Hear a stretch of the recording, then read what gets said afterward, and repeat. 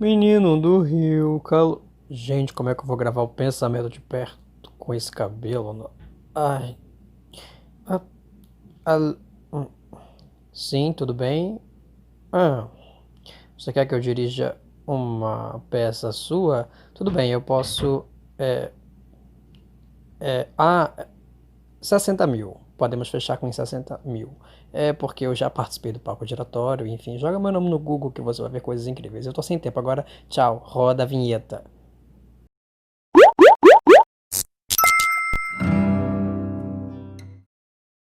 Olá, galera, tudo bem? Hoje o Pensamento de Perto tem um convidado de Belém do Pará, com um trabalho intitulado Casarão do Boneco, experiência de um corpo relacional em um território existencial, defendida no programa de pós-graduação em artes no Instituto de Ciências da Arte da Universidade do Pará. Bem-vindo, Paulo Nascimento, vem falar um pouquinho aqui para a gente no Pensamento de Perto sobre o seu trabalho de pesquisa.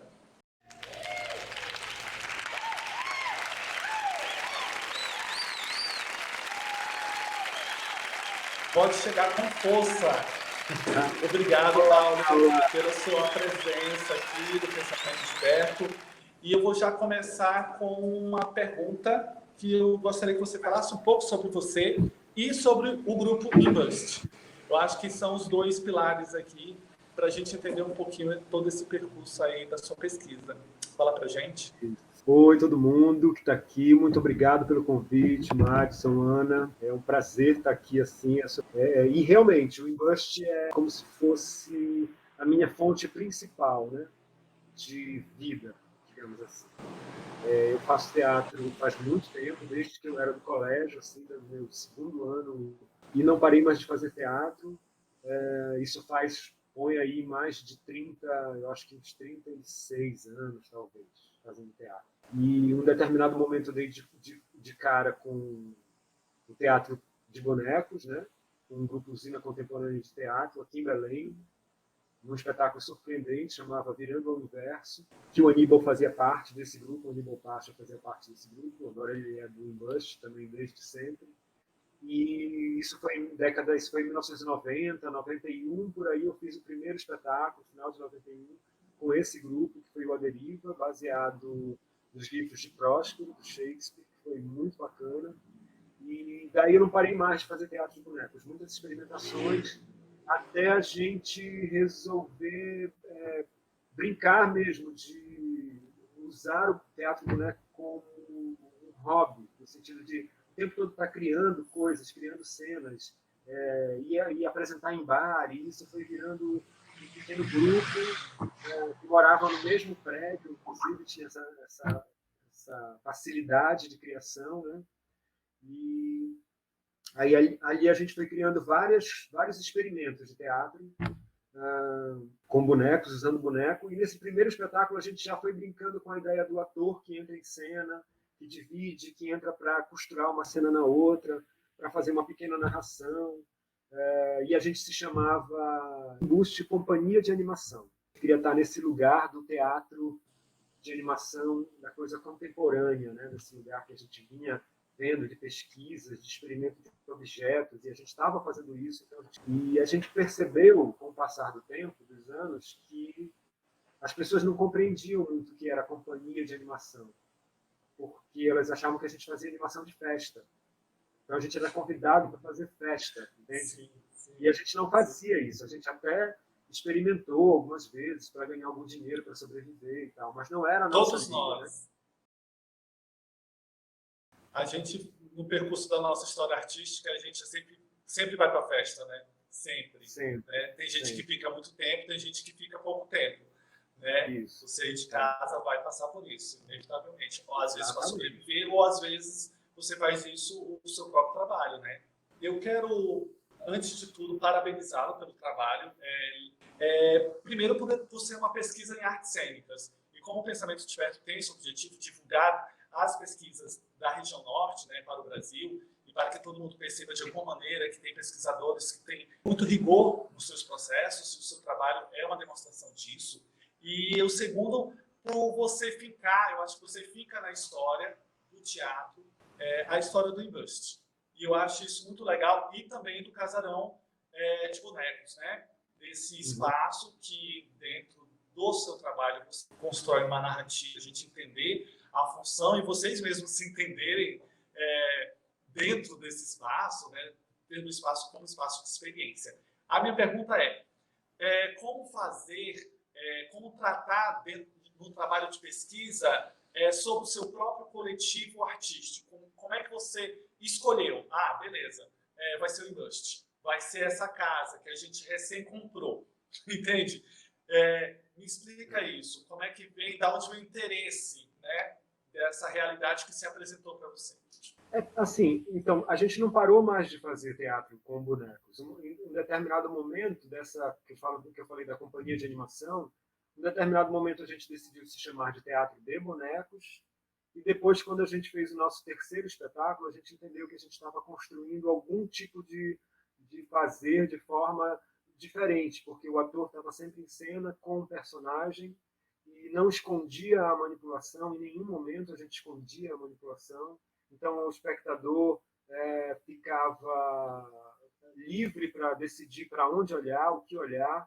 É claro que a gente foi desenvolvendo maneiras de fazer, técnicas que a gente indica para o espectador para onde é o foco da cena naquele momento, mas como a cena é aberta, o espectador fica livre. Então, a gente assumiu essa palavra com entre a palavra teatro e boneco. Então, ficou teatro com bonecos, né? Um bust teatro com bonecos. E esse com faz muita diferença, não só no que se diz respeito à linguagem, mas no que se diz respeito à maneira de como a gente lida com a arte, com o teatro, com o espectador, com a cidade, com parceiros de trabalho, com patrocinador, enfim. Foi dando muito que é a gente hoje. E a gente, nessa perspectiva do com, por exemplo, a gente decidiu que a gente iria fazer teatro em qualquer lugar onde não tivesse teatro, onde de preferência nunca tivesse ido teatro, e que a gente ia apresentar em qualquer lugar que coubesse, que desse para fazer a cena. Então a gente apresentou em muitos lugares. O lugar que a gente menos apresentou foi em teatros, de verdade. A gente foi convidado para fazer um programa de televisão, que é o Catalendas, e a gente já tinha muita tralha em casa, nas casas pessoais, individuais, né? E com o Catalendas isso foi se intensificando, porque em cada novo projeto eram 10, 12 episódios. E cada novo episódio, novos cenários, novos bonecos, né? Então, pelo menos 3 cenários, 5 bonecos. E isso foi tomando uma dimensão que a gente não se deu conta. E uma hora a gente decidiu que a gente precisava ter um lugar, um espaço. E esse espaço a gente desenhou, fez 2 possibilidades de planta, e ficamos procurando por um tempão um lugar que pudesse caber o que a gente queria, até que alguém disse, tem uma amiga que mora numa casa, sozinha, um casarão, e a família quer vender, não quer vender para qualquer pessoa, não quer vender para alguém que derrube, quer usar a casa, que a casa seja usada para alguma coisa legal. Pensamos em vocês. E a gente foi lá ver a casa, e de fato, a pessoa morava nas 2 primeiras salas da casa. Quando vocês vierem em Belém, vocês com certeza irão lá tomar um café. Vamos entrar para tomar uma xícara de café. Não seria muito incômodo? Ai, de maneira alguma. Querida água. Depois da senhora. Ai, obrigada. Ela morava nas 2 primeiras salas da casa, usava 2 salinhas como consultório, que ela é psicóloga, e o resto da casa não usava, e a casa era exatamente o desenho que a gente tinha feito. Só não tinha o anfiteatro no quintal, mas tinha espaço para ter um anfiteatro, né? Então, até o jardim que a gente pensou que teria, tinha a possibilidade, tinha um quintalzão em forma de L, quase do tamanho da área construída, que é o jardim que tem um trabalho, né? Do qual eu virei jardineiro principal, digamos assim, mais cuidadoso. Uma hora a gente decidiu, por conta da vida, né? Enfim, do andar da vida, a Escola de Teatro e Dança da Universidade Federal do Pará abriu concurso para uma vaga que era a vaga de teatro e animação. E na nossa cabeça, a única pessoa que caberia naquela vaga era o Aníbal. E não só nós pensávamos nisso, mas outras pessoas da cidade diziam, não, é um Aníbal é a cara desse lugar dentro da universidade. A escola de teatro tem uma história antiga na cidade. E uma hora abre essa possibilidade de ter o teatro de animação como linguagem sendo trabalhada dentro da universidade. Uma raridade no país na época, inclusive. E a gente ficou nessa, não, temos que, isso tem que acontecer, né? Então, nessa hora que o Aníbal, então, se destacava para entrar nesse concurso, para ocupar essa vaga, a gente decidiu em grupo que nós íamos voltar para a universidade. Venham aos seus lugares, pessoal. Temos muita matéria e o tempo é curto.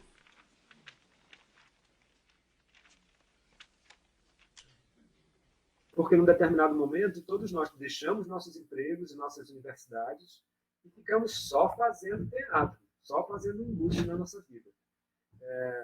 Por isso essa coisa de fazer em qualquer lugar, a qualquer hora, não podíamos ficar um mês que fosse sem menos de 5 apresentações com cachê, fora todas as outras que a gente fazia sem cachê.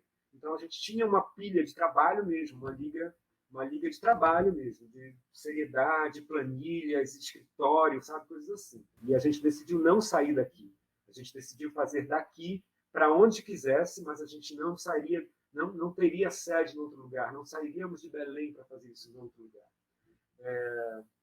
Nessa hora que a gente decidiu voltar para a universidade, para as universidades, então é voltar para as graduações. Eu não tinha graduação. Eu tinha feito uns 10 anos de psicologia e não tinha me formado, porque tinha várias greves no caminho, eu fui parando, e como era autônomo toda hora que voltava, já estava ocupando a hora da universidade, fazendo algum trabalho. Então, voltamos. O Aníbal passou no tal do concurso, eu e a Adriana voltamos para a universidade para fazer nossas graduações. Eu fiz graduação em teatro, a Adriana fez em letras, e nessa da gente ir, porque vamos voltar para a universidade, mas vamos falar do que a gente faz. Entende?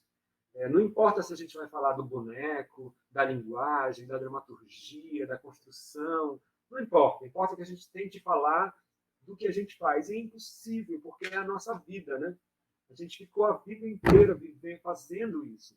Então não tem como falar de outra coisa, sabe? De olhar e escolher um objeto fora disso. E aí, por exemplo, nessa investigação em torno das teorizações, do que a gente tinha feito, das escritas que a gente veio fazendo, é que a gente foi se dando conta, por exemplo, da importância dessa partícula de ligação com, para ter uma ideia, né? De como a gente usou isso sem saber que a gente estava usando isso, como um agregante mesmo, sabe? Não só da linguagem, mas de pessoas, de parceiros, de lugares, né? E o Casarão do Boneco é esse lugar que foi agregando pessoas, né? É um belíssimo percurso aí, né? E ele está bem claro no trabalho. Eu acho que isso é bem relevante. Eu vou te convidar agora para a gente entrar de fato no seu trabalho. Habitualmente, aqui no Pensamento de Perto, eu tenho acesso, né, à dissertação, faço a leitura dela e depois me volto ao sumário para organizar aqui um conjunto de perguntas, para que a gente possa dar ao espectador a possibilidade dele entender como é que esse pesquisador organiza o seu trabalho, né? O design da pesquisa. Isso é uma das funções, um dos objetivos do Pensamento de Perto. Contudo, o seu trabalho ele não tem sumário, né? Você já nos convida a pular isso. Isso não é uma... Gente, isso não... Depois vocês podem baixar aqui, eu vou deixar aqui embaixo. Quem tiver alguma dúvida pode colocar aqui nos comentários também. Que o Paulo ele faz uma coisa bem interessante. Ele não se atém a um dos recursos fundamentais que as normas da BNT nos colocam, que são as coisas textuais. Ele pula e nos convida já aos tramas. E ele vai tematizando e tramando à medida que ele vai escrevendo. E isso é bem legal, porque isso tem a ver, aí que é a grande questão e a minha pergunta. Como é que é a força do jardim, porque no espaço o casarão tem o jardim, e aí eu faço aqui até uma ligação, um diálogo, o que a força do jardim se apresentou no seu trabalho, aparentemente como uma espécie também, ou influenciou a escolha da sua metodologia. E aí eu gostaria de saber como foi tramar a experiência que você tem com o espaço o casarão, espaço também em Bust, a fundamentação teórica, como é que isso se deu, levando em consideração que você usa a própria experiência como jardineiro do espaço para pensar a pesquisa. Faz para a gente esse desenho, que eu acho isso bem legal, e isso é fundamental para que todo mundo entenda. É isso que é capturar a experiência do pesquisador para o trabalho de pesquisa. Chegou uma hora que eu dizia que eu não conseguiria fazer nenhum trabalho se não conseguisse passar pela jardinagem, né? Por jardinar, porque eu cuido de dois quintais, vou usar essa palavra, tá? No casarão a gente chama de jardim, mas ele tem uma dimensão grande. E eu cuido do quintal de casa também. As duas experiências são experiências de uma jardinagem agroflorestal, né? Que é uma coisa voltada para a abundância, para a associação de espécies. Imagina que a inspiração é a floresta, e a gente tem uma floresta super inspiradora, né? A nossa floresta, ela é ambicionada, ela é desejada, né, pelo mundo inteiro, então ela é muito inspiradora. Nesse raciocínio da agrofloresta, é um lugar que cabe o que conseguir caber, né? As espécies sobrevivem juntas, tem uma fala de diversidade, tem uma coisa de jogo das energias, as coisas que frutificam, que podem gerar novas energias e gerar novas plantas, novos moradores daquela floresta. E eu não tenho técnica sobre isso. Eu vou fazendo na curiosidade, tanto que me descobri agrofloresteiro, jardineiro agrofloresteiro, que eu gosto de usar essa palavra inventada, fazendo, né? Fazendo e conversando com outras pessoas que faziam isso, e fui entendendo isso, inclusive, depois de uma maneira mais teórica, que me ajudou bastante. E eu já trazia, por conta do convívio com a universidade, essa relação com a pesquisa em arte, onde as metodologias praticadas, digamos assim, dentro da universidade, das ciências, elas não cabem muito. Ou a gente força o objeto para caber numa metodologia, e algumas vezes não dá certo, né?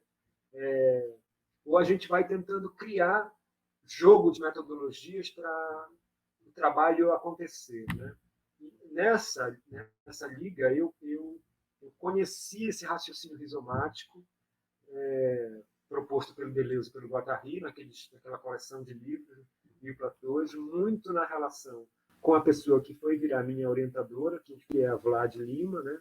Que é uma super pessoa de teatro, é uma super cientista da área, inspiradora, né? Instigadora, provocativa, né? Enfim, que me deu essa abertura, me possibilitou, ela como inspiradora, como instigadora, o próprio programa, né? Que me possibilitou esse raciocínio rizomático, complexo, que tem muito a ver com a história da floresta, da agrofloresta. Eu brinco assim, se você for cuidar de um maracujazeiro, ou se você for limpar uma área para deixar surgir outras espécies, digamos assim, então você vai lá fazer uma seleçãozinha para surgir a espécie que você quer, para deixar uma espécie crescer mais do que a outra e depois deixar as outras subirem ali, você vai meio que... E se você lê um pouco dessa teoria rizomática, desse raciocínio rizomático, você vai descobrir assim, então aqui é uma possibilidade. Essa trama do maracujazeiro, por exemplo, ela tem um raciocínio rizomático que você não sabe onde começou, de onde vem para onde vai. Talvez você encontre de onde está a raiz, mas quando você chega na raiz, ela está associada com uma raiz de uma batata, de um rizoma de gengibre, sei lá, né? Porque como são agroflorestas, eu comecei a plantar comida, né? Então a maior parte do que tem plantado no meu quintal é comida, e lá no casarão uma boa parte do que tem lá também é comida, mas não tudo. Mas tem principalmente as árvores frutíferas no casarão. Então aí não tinha como eu pensar no casarão se não fosse, não tem como eu pensar ter um raciocínio que não passe por aí, por esse raciocínio rizomático e pela floresta, pelo jardim pensado dessa maneira, entende? Eu gostaria de só pontuar, que deixasse para a gente, que a sua experiência com o jardim ele é anterior ao acesso a esse conceito deleuziano, né? De rizoma, de cartografia, que daqui a pouco a gente pode vir. Então, para você pesquisador, muitas vezes você tem pensado em determinada forma de pensar o seu trabalho e muitas vezes talvez você nem consiga nomear ainda, né? Por isso a importância de um orientador e de um orientador sensível ao seu trabalho, com uma escuta ampliada, para que justamente possa te conduzir e te dar uma dica, né? Isso é uma super dica da Vlad, e você conectou rapidamente. De alguma maneira, a minha cabeça, a minha forma de pensar também já se elabora nesse espaço rizomático. E aí isso se reflete no seu trabalho de forma efetivamente prática, não só na escrita, mas nos elementos visuais que contém dentro do trabalho. E essa é a minha pergunta, a próxima.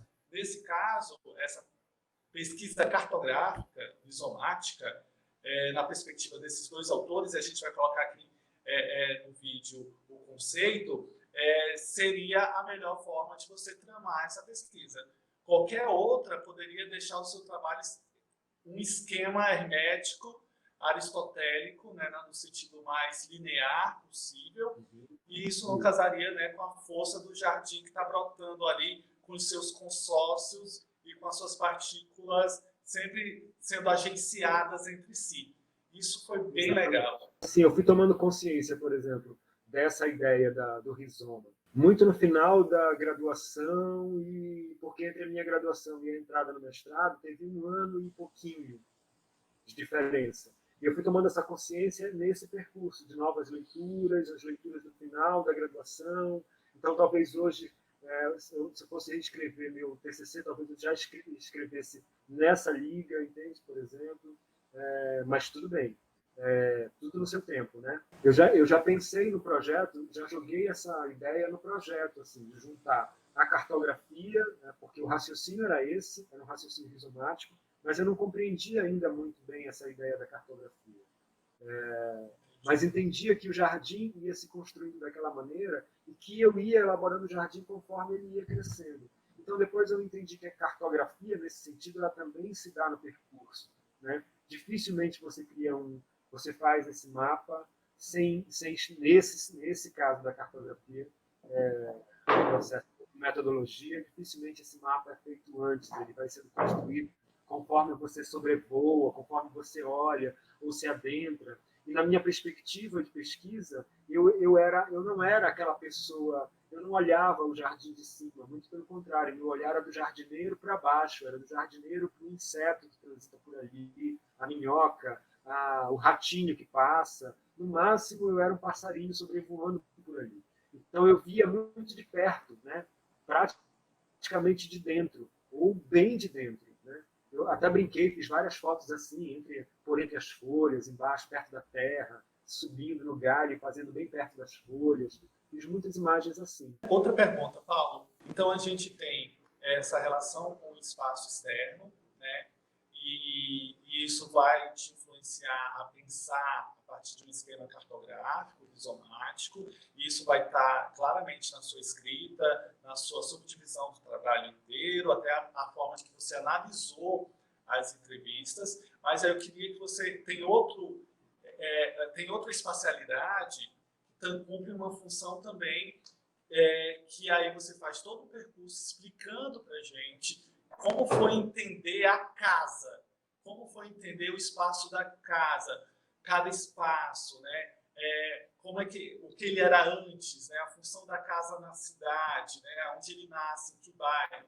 Conta um pouquinho desse percurso para a gente, aí, é justamente o lugar que você trama, né? Muitas questões relevantes e grandes perguntas, né? Sobre o próprio grupo, sobre as pessoas que ocupam o espaço, sobre outros grupos que ocupam esse casarão. Então, todo esse percurso é bem significativo para a gente enquanto leitor, porque a gente tem acesso a uma experiência sua particular e de grupo, né, no percurso da pesquisa. E aí eu gostaria de entender um pouquinho dessa escolha, né? Como é que é tramar agora a casa? Eu me dei conta nessa coisa de ser a agrofloresta que eu não podia falar de uma única espécie. Eu tinha que falar de todas, né? De tudo, na verdade. Como é que falar de tudo de uma coisa muito diversa?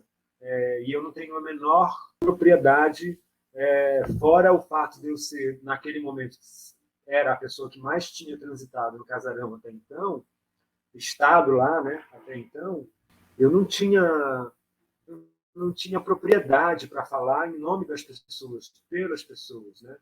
Que é a mesma coisa do jardim. Não tem como falar da palmeira areca sem falar da goiabeira, sem falar do tajá que está nascendo. Então, não tem como falar naquele momento, não tinha como falar da Embust sem falar criativos, de falar da Projeto Vertigem, e como falar, eu, Paulo, falar em nome da Adriana e da Marina.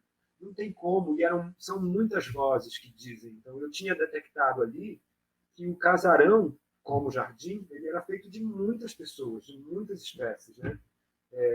E até encontrei uma das fontes teóricas, que é a onística, né? Que fala sobre a arte verbal do povo marubo, que ele diz que tudo eram pessoas, as árvores são pessoas. Ele trata disso, é muito mais profundo do que eu estou dizendo, mas uma das coisas é isso, que todos os seres são pessoas e são habitados por pessoas, né? Então, a casa como pessoa. Como é que eu vou falar em nome dessas pessoas, né? Porque, nesse momento que eu entro na casa, eu detecto a casa. Como? Que eu entendo que eu quero falar do casarão, porque eu percebo que o casarão ele toma uma atitude coletiva, ele vira um ser sozinho, por conta de um movimento que foi se estabelecendo dentro da casa, pelos grupos que foram ficando na casa. Nesse momento, então vou falar dessa casa, e eu percebo que a casa ela é, ao mesmo tempo, reconhecida como sede da Embust Teatro com Bonecos, porque foi a vida toda isso, né? A vida toda não, desde 2003, quando a gente foi para lá. Mas algumas pessoas conheciam como Casarão do Boneco, que era naquele momento, a partir de 2014, 2015, ela começou a ser o Casarão do Boneco. Ela era independente, um ser independente de qualquer outro daqueles grupos de pessoas que estão ali, né? E ela era a sede do Grupo Embust, ela era o Casarão do Boneco, um espaço cultural aberto para a cidade, ela era um patrimônio, né, histórico, porque estava numa região tombada da cidade. Espaço, sede, ela pode ser considerada sede de outro grupo, ela é só um lugar que é de fruição artística, porque tem gente que vai lá só ver espetáculo, tem gente que vai lá só fazer oficina, tem gente que vai lá só tomar café. Então eu via o casarão de vários pontos de vista, né? E dentro de todos os pontos de vista que eu olhasse, existia um grupo de força, um grupo bem poderoso ali dentro, que chamava muita atenção, que se destaca ali dentro, que são as pessoas. E as pessoas eu comecei a chamar de habitantes, porque eu comecei a fazer uma diferença entre os habitantes e os visitantes, as pessoas que iam lá só visitar. E compreendi que, até um determinado ano, só Embust era habitante, só nós, embusteiros, éramos habitantes. Todo mundo que passava lá era visitante, ou seja, ia lá para usar a casa e ir embora, e a gestão, o cuidado e etc. Era tudo nossa função.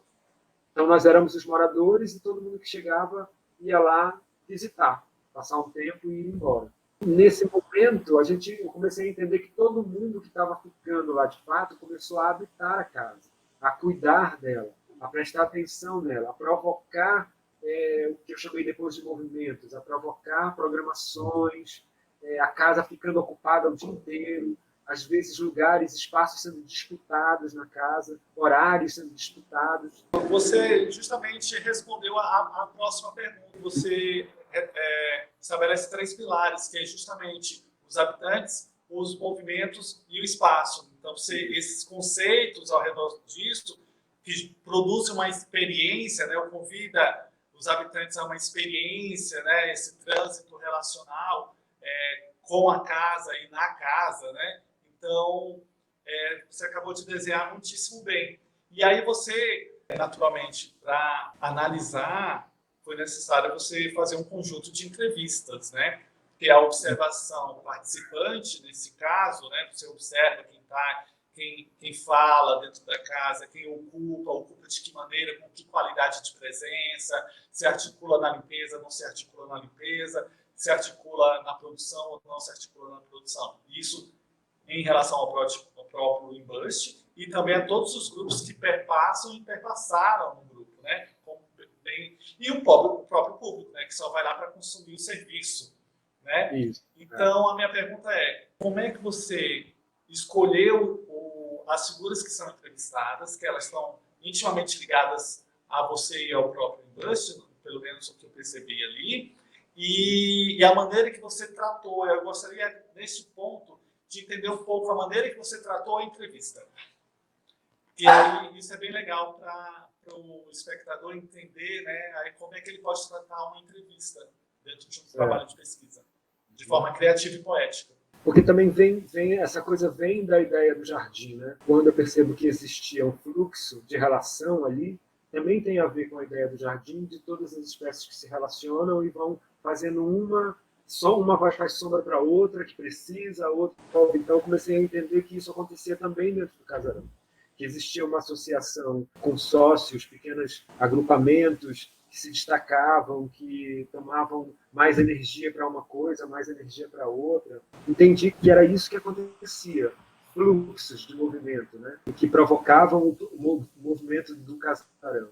E aí eu já tinha identificado os habitantes, identifiquei um segundo momento que as coisas aconteciam a partir desses agrupamentos, então que vinham as ideias, os novos projetos, as proposições para o casarão, e entendi que ali tinha um outro bloco de forças, que eram os movimentos, que era a própria programação do casarão, em si, os ensaios, a mostraí, espetáculos, temporadas, enfim, muitos outros, né? Muitas possibilidades de movimento. E entendi que tudo isso acontecia passando pelos espaços, né?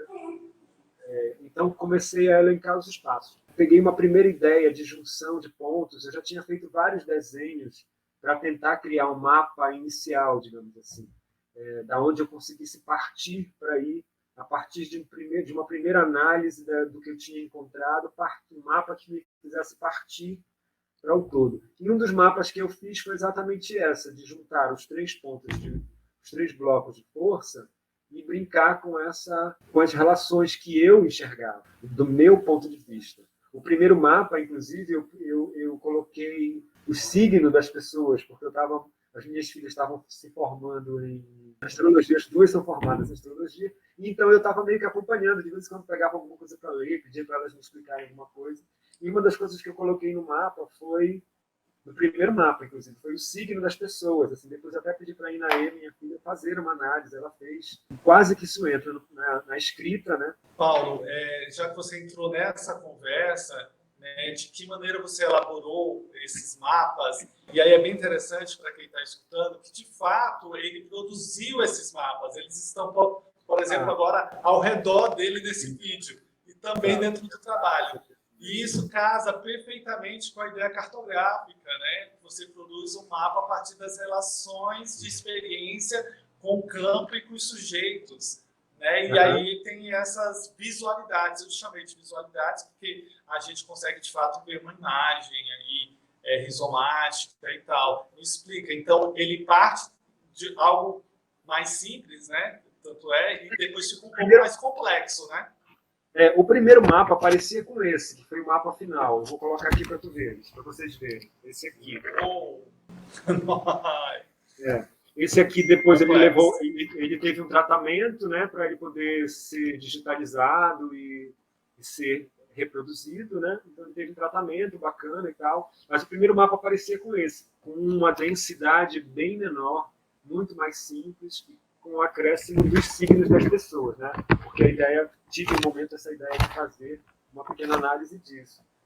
Só que quando eu me toquei disso, eu disse, não, mas eu não pode ser o meu ponto de vista. Estou falando do casarão, eu posso até ser a pessoa que instiga, a pessoa que vai escrever, mas tem muitas vozes ali.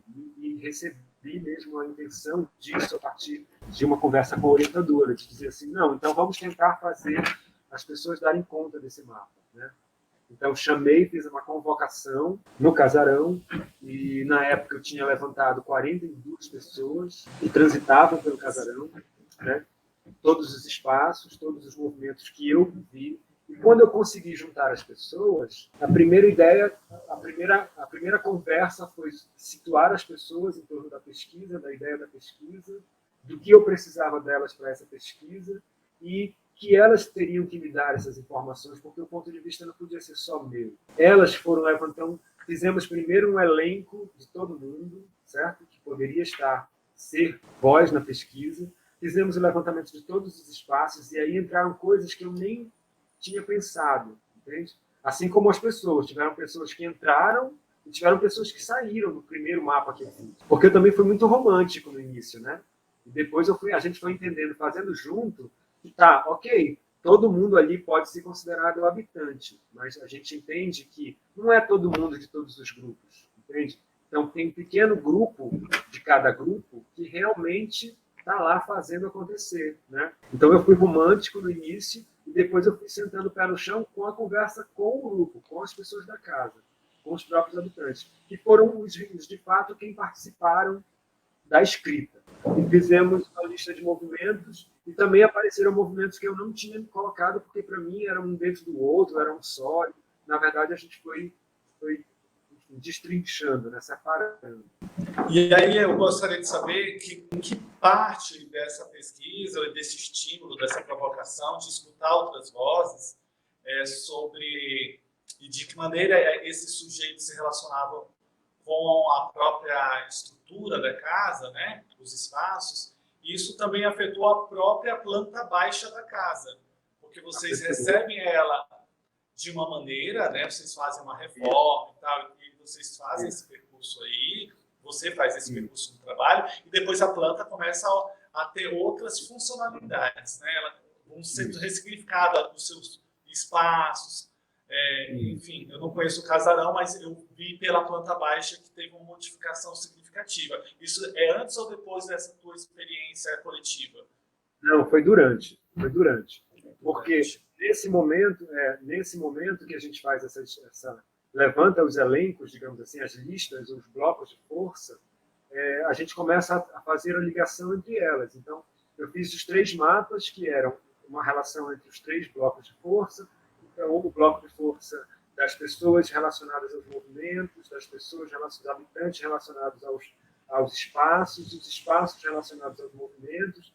Tem um nome para cada, a gente junto deu um nome para cada trama, né? Chamamos de trama cada coisa, e a gente foi percebendo que do primeiro encontro até o último encontro, a gente foi levantando as possibilidades da casa. Então aquele espaço que está entulhado, digamos assim, ele pode ser a lojinha, ele pode virar uma lojinha, porque a gente esconde ele toda vez que a gente abre a casa, a gente esconde ele.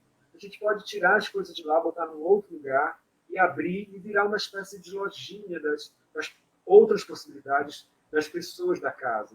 Então a gente foi compreendendo. Então, aquele lugar que é só um depósito no meio do corredor, que já foi ateliê, parou de ser ateliê, agora é só um depósito, pode virar uma hospedaria. Então, tem uma cama sobrando em algum lugar, traz para cá essa cama.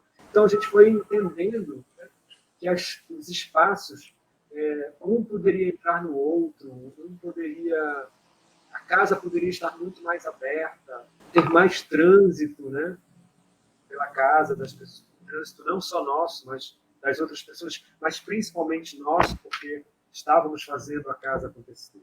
E todos esses encontros a gente gravou, certo? A gente gravou alguns em vídeo, alguns dependia muito do material que a gente tinha, porque tudo eu quis fazer a partir dos recursos que a gente já tinha lá.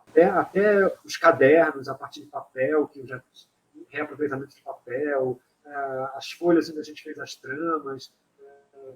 Então, quem tem câmera, naquele dia dá para usar, naquele outro dia não dá. Então, só dá para gravar no celular hoje. E qual é o celular que vai gravar? Nem todo mundo vinha todo dia em todos os encontros. Então, às vezes os debates se repetiam, as conversas se repetiam. Duravam, o que estava programado para durar 2 horas, durava 4, 5 horas, dependendo da disposição das pessoas. Mas, assim, então, tudo foi sendo registrado dessa forma. E depois eu transcrevi algumas partes a partir do que eu precisava escrever para o trabalho. E eu ainda estou respondendo anterior, agora que eu me toquei, que é entrevistas, né, nas entrevistas. De fato, eu só entrevistei os embusteiros, porque eu queria ter um capítulo, uma espécie de que eu chamei depois de canteiro, né? Eu queria ter uma parte que seria o casarão dito, mostrado, falado pelos embusteiros, e um casarão que fosse falado por todo mundo, além dos embusteiros, né? Então, também tive uma outra entrevista que foi com a Virgínia, do Vida de Circo. Ela era uma pessoa, ela é de um dos grupos que estava há mais tempo no casarão. Então, eu precisava que ela também botasse a voz dela no trabalho. E, a partir daí, quando eu sentei para escrever, que eu mostrei esse material, por exemplo, para a Vlad, e eu disse, eu gostaria de colocar essa fala, a minha fala, pela fala das pessoas. Não gostaria de escrever o meu ponto de vista. Eu posso até fazer a análise do meu ponto de vista, mas gostaria que essa análise também passasse pela análise das pessoas, porque isso também foi feito no percurso da escrita, né? Até porque nesse tempo eu não me lembro agora quantos encontros nós fizemos, mas durou uns 4 meses essa produção. E depois a gente ainda teve que refazer as tramas, e aí a gente teve mais 2 encontros, porque a gente fez no papel pardo e precisava digitalizar, e na hora de digitalizar a cor do papel pardo atrapalhava a trama. Então a gente teve que refazer em papel branco. E eu não quis só reproduzir o que estava pronto, eu quis refazer. E aí, quando a gente refez, a gente, inclusive, detectou mudanças de um para outro, né? O único mapa que eu fiz foi esse mapa que eu chamo de multitrama, que eu sentei e fiz sozinho, mas os outros 3 foram feitos coletivamente.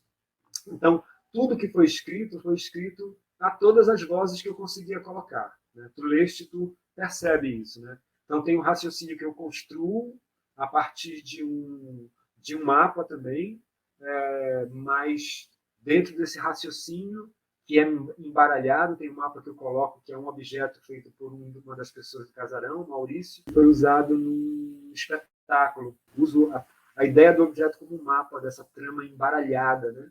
Então, dava essa ideia, mas eu queria que a fala fosse de todo mundo.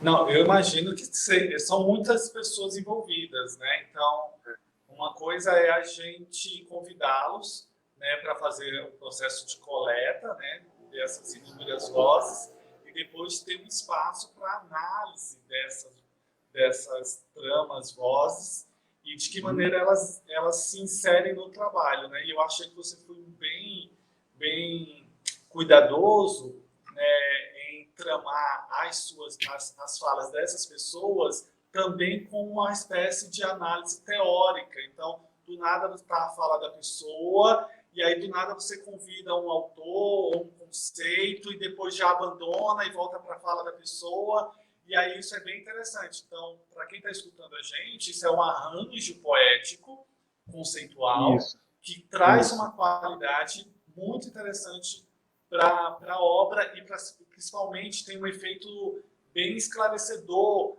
no leitor, porque convida a gente a entender a obra de outra maneira.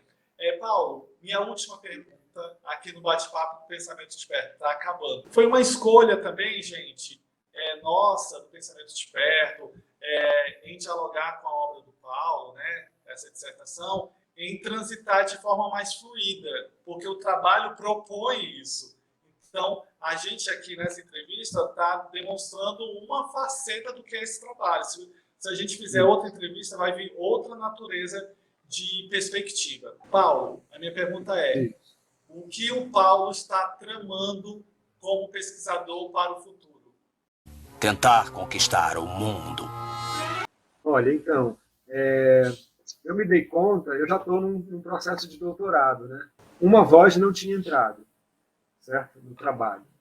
E essa voz era exatamente das pessoas, público, frequentador do casarão.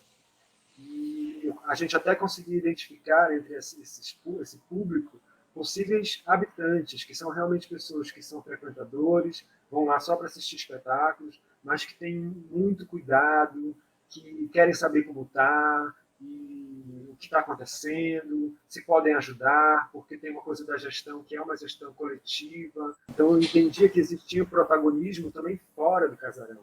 Então eu entendi que essa voz estava, tinha uma voz calada ali, que não tinha entrado. E agora fala, Miriam, cadê a tua voz? Certo? Então eu comecei, no meu raciocínio, eu comecei a partir daí, dessa ideia de alguém que vai lá. E eu fiquei me perguntando assim, por que tem uma pessoa que vai lá há muito tempo, vai lá desde que conheceu a Embust, vai lá, frequentou muitas vezes a plateia da Embust e começou a ir no casarão por causa disso e continua indo, agora leva os filhos. Por que essa pessoa continua indo? Né? O que ela tem ali que provoca ela?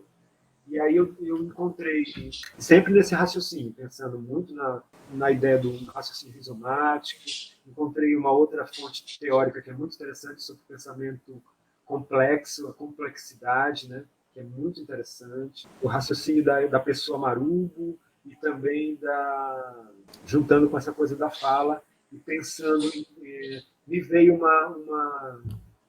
um conceito, digamos assim, que existe, vou usar como conceito, que é um conceito, mas eu não cheguei lá assim tão fácil, né? Que tem uma coisa ali que passa pela formação. Tem uma coisa de formação de público ali. Então tem alguma coisa dentro desses espetáculos, da maneira como o casarão lida com a cidade, com as pessoas, não tenho dúvida, que é herança ou genética, vou usar essa palavra, genética da Embust, que cai dentro do casarão e que se espalha de alguma maneira e passa pela ideia da formação, sabe? E aí comecei a procurar isso e encontrei um conceito que chama educação menor, a partir de um conceito talhado pelo Deleuze de literatura menor, quando ele analisa a obra do Kafka. Sim, sim. E aí, procurando isso, eu cheguei no ponto encontrei alguém falando dessa coisa da educação menor, certo? Que era uma micropolítica. E a força política dessa literatura menor, no caso da análise sobre a obra do Kafka. Uhum. No seu caso, qual é a força política desse espaço, né? E dessa relação? Em nenhum momento eu tiro a ideia da política, porque eu acho que o que a gente faz é a política, do jeito que a gente se relaciona com a cidade, do jeito como a gente se relaciona com a cidade. A gente presta um serviço, digamos assim, que deveria ser do Estado, porque a gente possibilita, a gente dá acesso a um direito da população, e a gente faz isso sem ajuda pública, do poder público, digamos assim. Então a gente está fazendo política, sim, né? Então, quando eu trago isso para dentro da ideia da educação, eu também entendo que essa formação, essa educação, ela é uma outra política, uma micropolítica que está acontecendo ali. Abri um processo de doutorado muito interessante chamado Educanorte, que é uma conjunção de 9 universidades da Amazônia, de todas as cidades dos estados da Amazônia. E aí eu dei uma modificada, porque aqui é apresentado pelo Programa de Pós-Graduação em Educação Básica, multidisciplinar. Então eu dei uma pequena olhada, uma modificada de ângulo, digamos assim. Então eu estava falando do ponto de vista da fruição presencial e tal, eu dei uma pequena angulada para a educação mesmo, né? Para o fato dessa educação menor. Propus o projeto e ele passou nesse programa, então eu já estou nessa pilha. A ideia é mesmo tentar trazer o espectador, né, do casarão, o visitante, a pessoa que vai fruir para dentro do trabalho e tentar botar essa fala dentro do trabalho. Não só isso, mas a ideia parte por aí. Tem uma coisa da escola de espectadores, da arte presencial, tem um monte de coisa envolvida nisso aí, né, que eu estou dando conta. E eu estou num lugar que eu não domino, que é a educação, apesar de ser professor, porque é uma outra faceta do artista, né, que vive disso, é de ser professor. Né? Então, consigo ver, analisar essa coisa do ponto de vista da fruição, da arte, da micropolítica, mas a educação é um campo que eu não domino muito. Então, eu estou pisando em coisas assim, olhando coisas que eu digo, olha mesmo. Então, está sendo muito interessante entrar num outro campo de conhecimento. Né? Parabéns, Paulo. Acredito que você esteja no primeiro ano, né? Começou esse doutorado? Né? Começou em janeiro e logo teve a pandemia. Mas uma das características nossa, enquanto artista, e justamente artistas que pensam no espaço rizomático e de cartografia é dialogar muito bem com disciplinas que a gente não tem total conhecimento. Eu acredito que você vai fazer um percurso belíssimo, tanto quanto fez no mestrado. Quero só agradecer você por ter se disponibilizado de forma tão generosa a compartilhar o seu percurso como pesquisador dentro do programa Pensamento de Perto. Convidar todo mundo aqui para se inscrever no canal, acionar o sininho, porque toda segunda-feira às 14 horas a gente tem um vídeo novo com um pesquisador novo. Muitíssimo obrigado, Paulo. Faça suas considerações finais e é isso. Muito obrigado mesmo. Olha, apesar de eu achar que eu não respondi nenhuma das perguntas, eu agradeço. Volta tudo, Ana! Volta tudo! Vamos refazer. Eu agradeço muito essa possibilidade, porque é sempre muito bom falar, né, da pesquisa.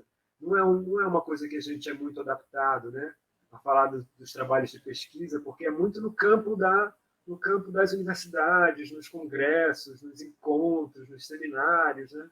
E quando a gente fala de uma maneira mais livre, mais liberta, assim, sem a pretensão de mostrar o trabalho de uma maneira acadêmica, né? E estar livre em falar dele, possibilita outros raciocínios, né?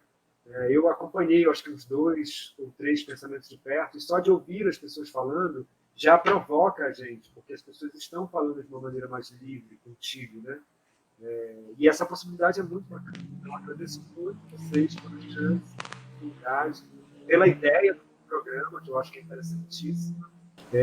A arte atravessa a academia, atravessa outros campos de linguagem, provoca a gente como artista e provoca a gente como pesquisador, né?